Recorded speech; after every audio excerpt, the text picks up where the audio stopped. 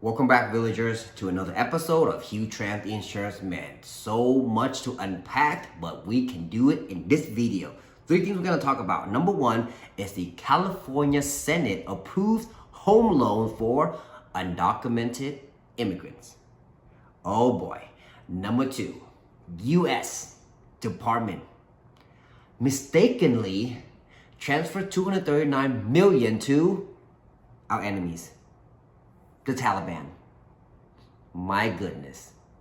239 million transferred to the Taliban. Can you believe that?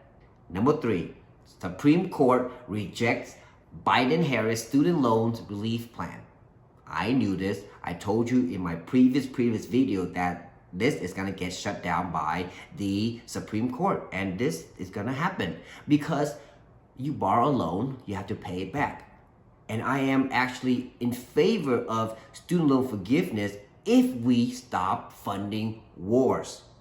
I don't like innocent people dying. And the United States of America is the #1 funder of wars. And I don't like that. So take back all those unnecessary money we send to other countries for wars, use that, and we can pay off student loan. Then I'm okay with.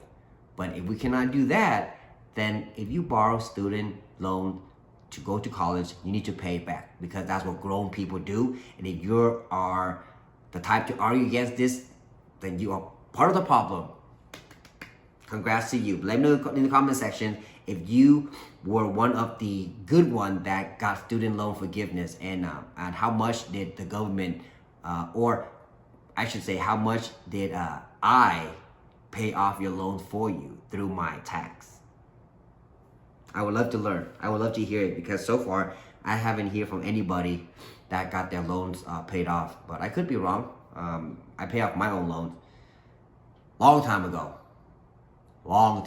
But let me kick off with California. So the summary. The California Senate had passed a bill that would allow undocumented immigrants to access home buying loans through the state's California Dream for All program. This legislation, known as Assembly Bill 1840, aims to provide up to $150,000 in down payment assistance for first-time homebuyers, including those who are undocumented. So now we look at some key points based on the latest information as of today. Program details, eligibility, political reactions, public sentiment, the current status, the broader context, and somewhat a summary of what we talk about. And this is going to be interesting. Make sure you hit that follow button. Become part of our community. It's fun. I do talk a lot, but everything I share with you is based on honest, fact-checked information. I'm here to try and create a conversation where we can talk about anything and everything. If I'm wrong, correct me. If you're wrong, ask, and I'm here to help with the best of my ability. So let's go. Program details. The California Dream for All program offers loans for down payment or closing costs up to 20% of the home's purchase price or $150,000, whichever is less. These loans are interest-free, but when the home is sold or refinanced, the borrower must repay the loan plus a share of the home's appreciation. That's very important. Watch the video again if you need clarification. That's very important to understand. So eligibility. While the program has been operational since 2023, this new legislation specifically clarifies that undocumented immigrants are eligible, provided they meet other program requirements like income limits and being a first-time or first-generation home buyer. That's a headache because what about legal immigrants? Or what about citizens, American citizens, USA citizens? What about these people who pay taxes for all their lives? What are they getting? This is trouble. And this is why a lot of people do not trust Gavin Newsom. California is going downhill. But you let me know in the comment section, because I used to live in California for about 20 years. We still have our properties and whatnot in California. We have a lot of family there, but we choose to live in a more family-oriented, community-oriented, less crime-oriented, more unity-oriented kind of type of community. So we moved to Nevada, and it's been a blessing in disguise. I'm telling you that. If you are fearful to move because you're so comfortable, pack up and move tomorrow. Do it. Because you don't want to live life when you're in your 70s, 60s, 70s, living in regrets. Don't do that. It's bad for your health. But let me continue. Political reaction to this California Dream for All program. So there's a significant opposition from some state Republicans who argued that this move could burden taxpayers during a time of budget deficit. That is a fact. Critics like the state Senator Brian Dahl have expressed concerns over the financial implication for a law-abiding citizen. That's what I just shared with you. This is not fair for citizens that was paying taxes all their lives and they're not qualified for this program because they may not be first-time home buyer, they may be illegal immigrants, or they may not fit whatever quota or criteria that the California Dream for All program wants. This is not fair, and this is the type of policies is set to fail. It's set to steal more taxpayers' money. But I'm not here to tell you how to think. I'm here to tell you facts, and you let me know in the comment section how you feel about this crazy home loan for undocumented immigrants. You let me know. So, of course, we look at the political sentiment, but to look at the public sentiment too, because public are middle class, you and I. Let's see what they had to say. So if you look at platforms like X, reaction varies from support for inclusivity to criticism over the financial implication and the perceived prioritization of undocumented immigrants over citizens. I feel this. I just voice it out based on how I feel. I worked my whole life to pay taxes. I would rather help citizens of the United States of America first and then help illegal because they come here illegally. It's not that hard to understand. I am an immigrant, but I came here legally. It took me almost 10 years to become a U.S. citizen, and I'm proud of it. That's why I love this country so much. But let me continue. So bring it up to date. So this bill has passed through the Senate and is awaiting a potential signatures from Governor Gavin Newsom, who has not yet committed to signing it into law. This decision comes at a politically sensitive time. Election is November 5th, with immigration being a significant issue and a national election. Why? Because we have millions and millions of illegal immigrants coming through our borders. What do you think is gonna happen? Civil war, chaos.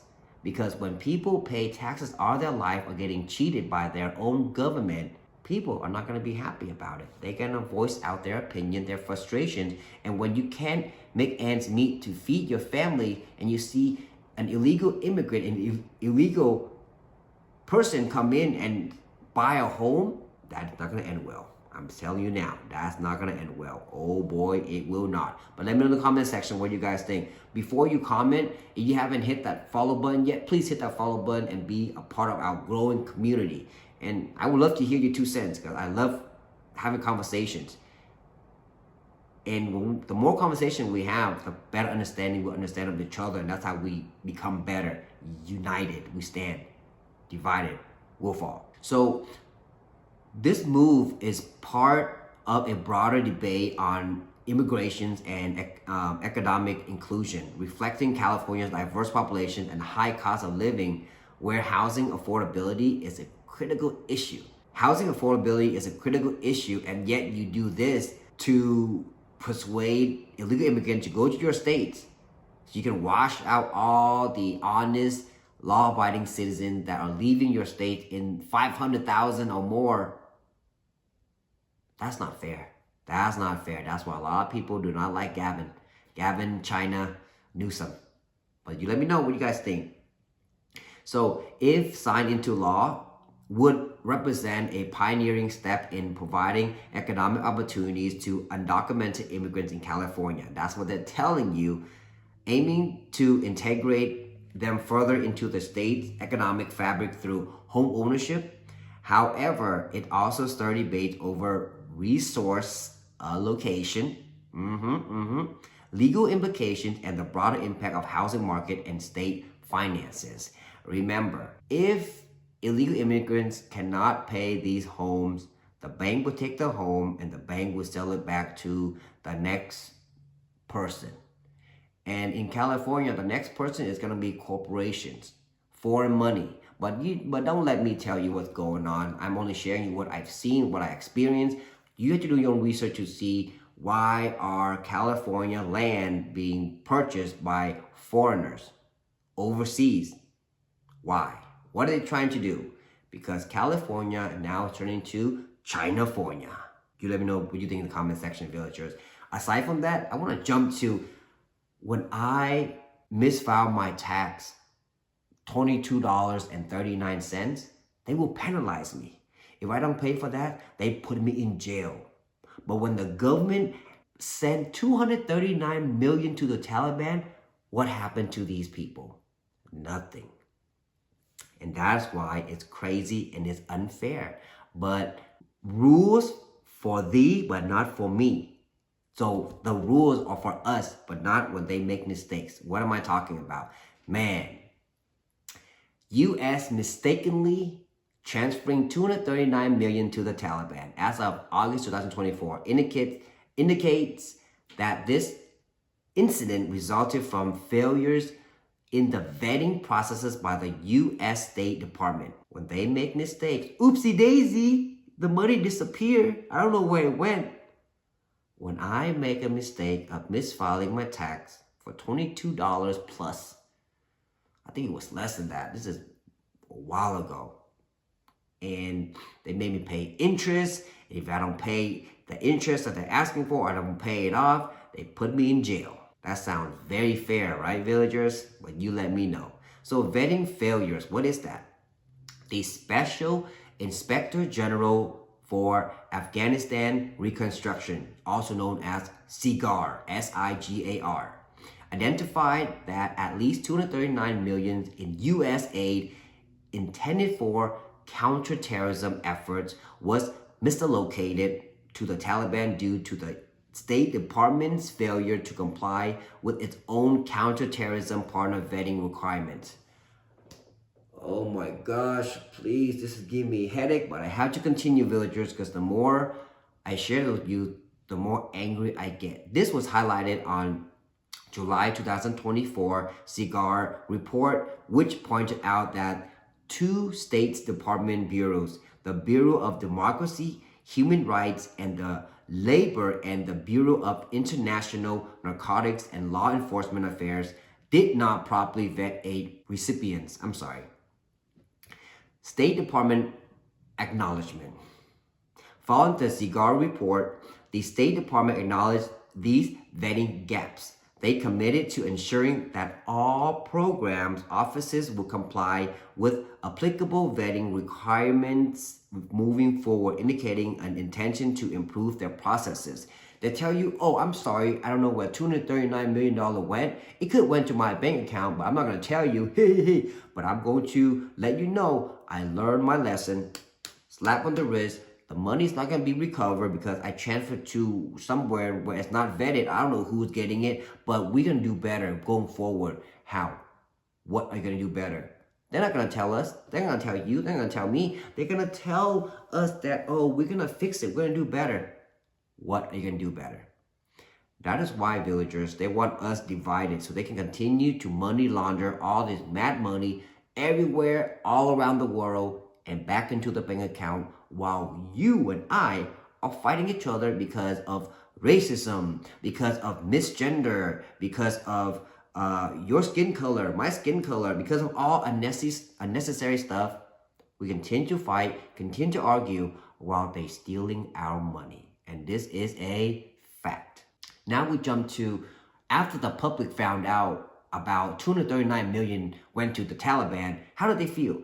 The incident has drawn significant criticism and concern over the management of foreign aid, with discussion focusing on the implication for U.S. security and the effective of taxpayer dollars. Ding ding. There's a noted skepticism and frustration reflected in public sentiment as seen in various posts and in social media where users express disbelief and criticism over the mistake. I'm telling you, people are waking up, and that is why freedom of speech is so important. Just imagine the government had the power to censor this information. We're gonna have like 100 million disappear every single quarter, and nothing is gonna be done about it. Oopsie daisy, my mistake, my bad, I'll do better next time. That's not how things work. They would not do better next time. They will continue to make mistakes because in every state there are corrupted politicians who all they want to do is make their pockets fat at the expense of people suffering. This is another fact. But let me know in the comment section, villagers, if you disagree. If you disagree, let me know why you think the way you think, because I would love to read what you think. I want to see what other people think. Am I going crazy for trying to hold government accountable? Maybe. This event adds to the ongoing scrutiny of U.S. aid to Afghanistan post-withdrawal, where there has been previous concern about funds potentially benefiting the Taliban and other unintended recipients due to insufficient oversight or vetting. Like I said, I've been keeping track. This isn't the first time they've done this. They've done this for decades, and nothing's being done about it because they are keeping us divided, and we can fight, argue against you and I while they do this dirty shit behind our back, and we continue to pay tax, more tax, more tax, more tax until they tax you to death. And they tax you even more after you die, because your inheritance, whatever you leave for your family, guess what? Tax that ass too. I'm talking too much. The situation underscores a critical need for robust vetting mechanisms in foreign aid distribution, especially in regions where governance is controlled by groups like the Taliban. To prevent such misallocations in the future, you know, it's all bullshit, to be honest with you, villagers, because they're gonna apologize when they get caught. But if you want something done correctly, we need to vote better. We need to clean out the swamp. That's why this upcoming election is so important. It's so important, and I just wish everyone understand, because me living in a communist country before I came to America, I see the way that the Biden-Harris, or now all of a sudden Kamala Harris, is a savior. The way she talks, about policy, everything remind me of a communist country. You, my villagers, cannot live in a communist country. If you're living in a communist country and you're here in America now watching this video, that's why you've left the communist country, just like my reasons. We have to wake up because it is getting crazy. We have to wake up.